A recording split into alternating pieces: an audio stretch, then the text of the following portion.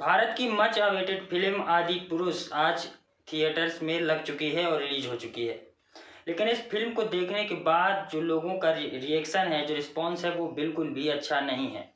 बॉलीवुड के द्वारा लगातार कई सालों से हिंदू धर्म को टारगेट किया जाता रहा है। हिंदू धर्म के देवी देवताओं, हिंदू धर्म के ग्रंथों को लगातार बदनाम करने के लिए अलग अलग कैरेक्टर्स के द्वारा हिंदू धर्म को लगातार क्रिटिसाइज करने का प्रयास बॉलीवुड के द्वारा किया जाता रहा है और ऐसे आरोप भी बॉलीवुड पिछले कई सालों से झेल रहा है। तो इसी पर हमारे साथ बात करने के लिए प्रसिद्ध कथावाचक और जिनका बालाजी का दरबार भी लगता है, बागेश्वर धाम सरकार की तरह इनका भी चमत्कारी दिव्य दरबार लगता है और पूरे भारत में प्रसिद्ध हैं।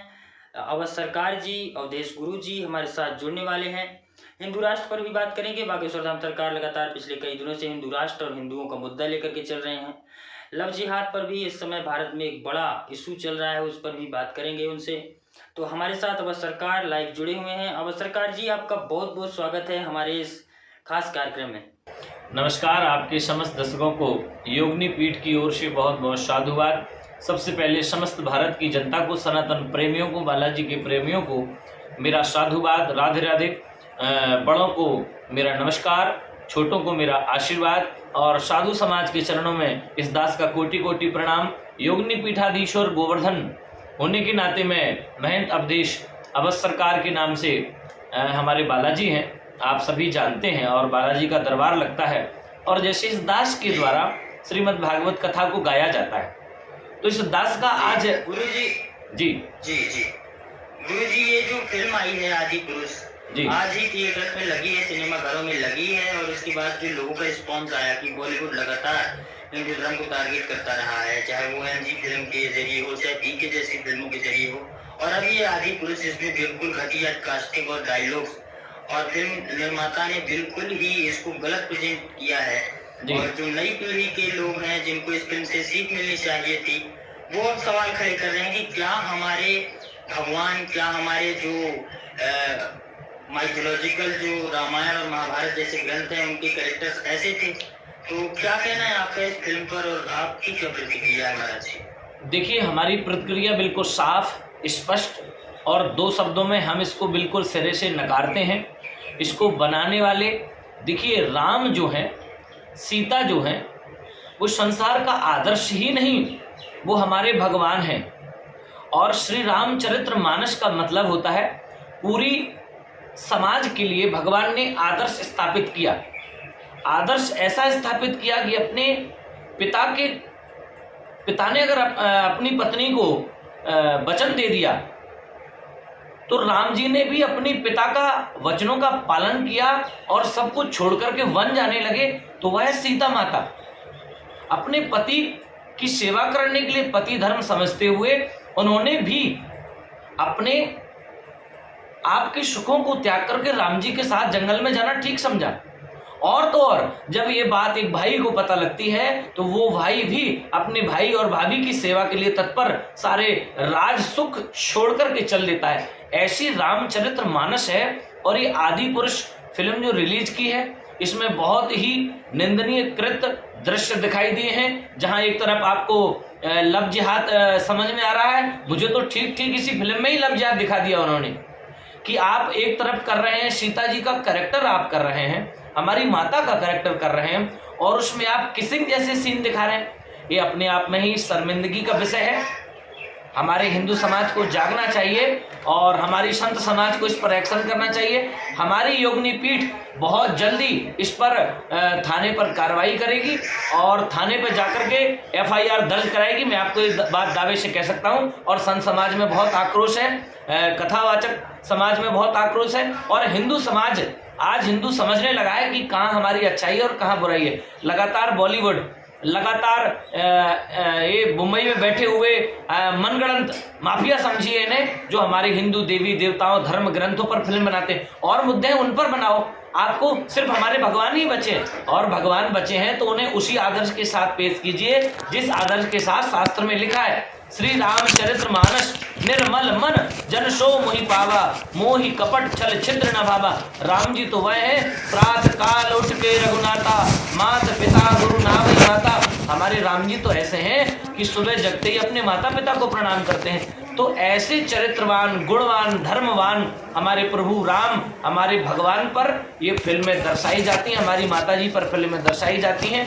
उनके डायलॉग, उनके प्रतिक्रिया और उनके शब्द, अरे उस टाइम में भी तो रामायण बनी थी। तो मेरा बिल्कुल दोस्तों आपसे ये कहना है, समस्त दर्शकों से, हिंदू समाजवादियों से और हिंदू अपने आप को जो हिंदू कहने वाले लोग हैं उनसे भी मैं अपील करता हूँ, इस फिल्म का पुरजोर विरोध करें और हो सके तो ज्यादा से ज्यादा FIR कर इन पर कार्रवाई होनी चाहिए। जय श्री राधे, जय श्री कृष्ण जी।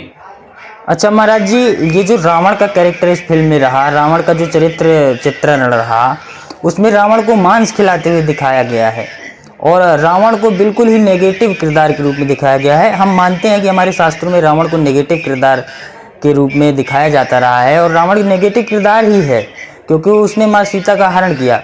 लेकिन क्या रावण का जिस तरह चरित्र चित्रण इन लोगों ने किया है, क्या रावण वैसा था? क्या रावण मांस खाता था या मांस खिलाता था?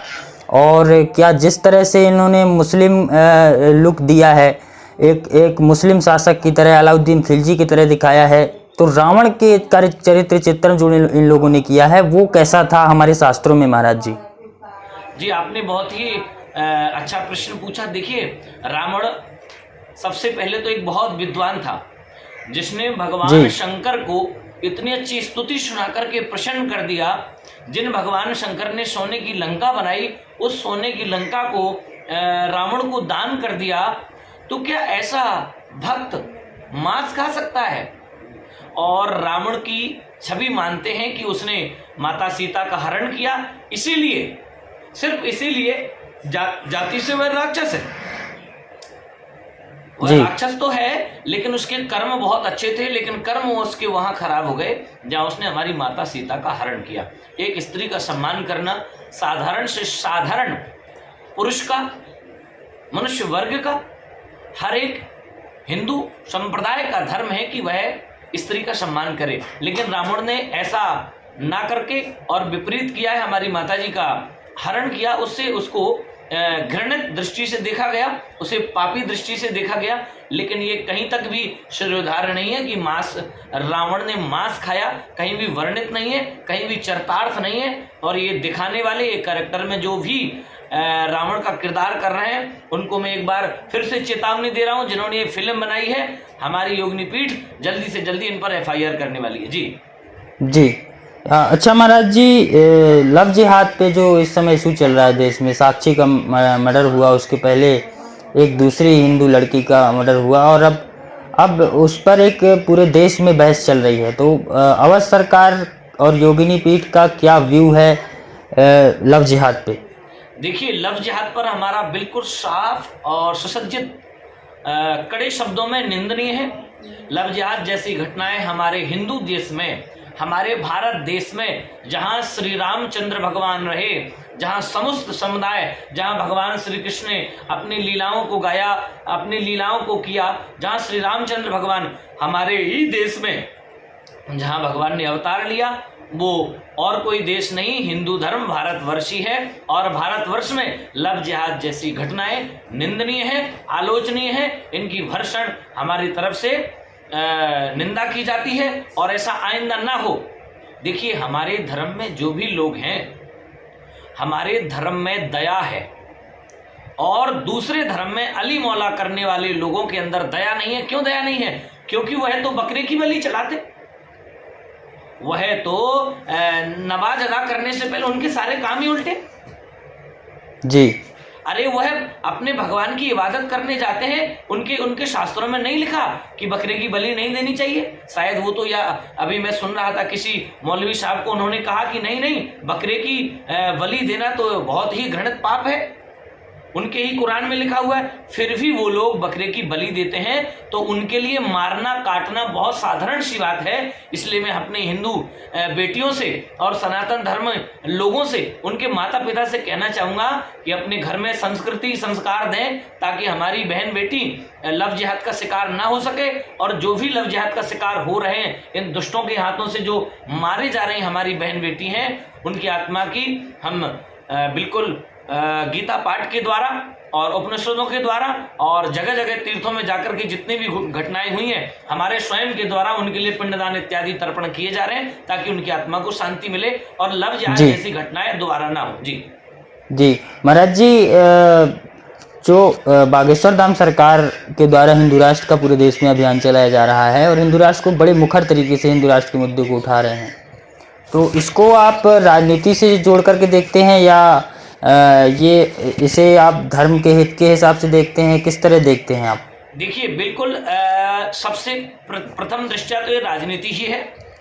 दूसरा, अगर हिंदू राष्ट्र की बात हमारे बागेश्वर धाम वाले कर रहे हैं तो उनके लिए बहुत बहुत साधुवाद। हमारी योगिनी पीठ उनके साथ कंधे से कंधा मिलाकर के खड़ी है। अपितु इसमें एक स्वर दिखाई नहीं दे रहे हैं। हमारे हिंदू भाइयों में भी कहीं ना कहीं दो फाक हो रही है। कभी तो धीरेन्द्र शास्त्री जी को चुनौती दे दी जाती है कि आप चमत्कारी हैं तो आइए और इसको मठ को भर दीजिए, मठ की दीवारें गिर रही हैं उसको कर दीजिए। तो ये बात कहीं ना कहीं हमारे दिल को भी अचंभित करती हैं और मस्तिष्क को भी प्रताड़ित करती हैं कि एक व्यक्ति, एक छोटा सा बालक, और मेरी दृष्टि में तो वो महान गुरु हैं, आज देश भर में दुनिया में ख्याति प्राप्त हैं और दुनिया उन्हें जानती है, कौन नहीं जानता उनको। तो अगर वो हिंदू धर्म का एजेंडा उठा रहे हैं, देखिए इसे उठाने की जरूरत नहीं, इसे तो कराने की जरूरत है। हमारा हिंदू राष्ट्र देश पहले से था, है और रहेगा, उसे बनाने की जरूरत नहीं है। बस हिंदू जो सो गए हैं उनको जगाने का काम जो हो रहा है हमारे द्वारा, हमारे बागेश्वर धाम के द्वारा और हमारे संतों के द्वारा। अगर हिंदू राष्ट्र को घोषित कराना है तो आपके चैनल के माध्यम से मेरे पूरे भारत देश सनातनियों को मैं संदेश जारी कर रहा हूं कि हमारे सारे साधु संत एक बहुत जल्दी मीटिंग करें और उस मीटिंग में इस प्रस्ताव को विधानसभा ले जाएं। इस पर एक आंदोलन होना चाहिए। एक व्यक्ति ही क्यों बार बार हिंदू राष्ट्र की घोषणा कर रहा है? जी। क्या बागेश्वर वालों ने ही हिंदू समाज का ठेका ले रखा है कि वही हिंदू राष्ट्र को घोषित कराएंगे? क्या और साधु संत नहीं है? क्या और शंकराचार्य नहीं है? क्या और महंत नहीं है? क्या और हिंदू धर्म के लोग नहीं है? क्या और जो लामपंथी लोग हैं, क्या आरएसएस नहीं है? तो कितने ऐसे लोग हैं जो अपने आप को हिंदूवादी कहते हैं, मनुवादी कहते हैं। उनको भी आगे आकर के हिंदू राष्ट्र की बात करना चाहिए। कहीं ना कहीं बागेश्वर धाम वालों के साथ में राजनीति ही हो रही है और राजनीति के द्वारा उनको चमकाया जाता है। जी गुरु जी, बहुत बहुत धन्यवाद हमारे साथ आप जुड़ने के लिए। आप अभी मुंबई में हैं, जितनी जानकारी हमारे पास है और आपके पास बहुत कम समय था, हमें समय देने के लिए आपका बहुत बहुत धन्यवाद। धन्यवाद महाराज जी। राधे राधे, जय बालाजी। तो हमारे साथ मुंबई से अवध सरकार जी जुड़े हुए थे। इस समय वहाँ दरबार उनका चल रहा है, उससे उन्होंने अपना समय निकाल करके हमारे साथ बातचीत की, उसके लिए उन सभी का धन्यवाद। आप इस कार्यक्रम में जुड़े आप सभी दर्शकों का भी धन्यवाद। जनता वाणी को देखते रहिए। जनता वाणी की यूट्यूब चैनल को सब्सक्राइब और फेसबुक पेज को लाइक कर दीजिएगा। नमस्कार, जय हिंद।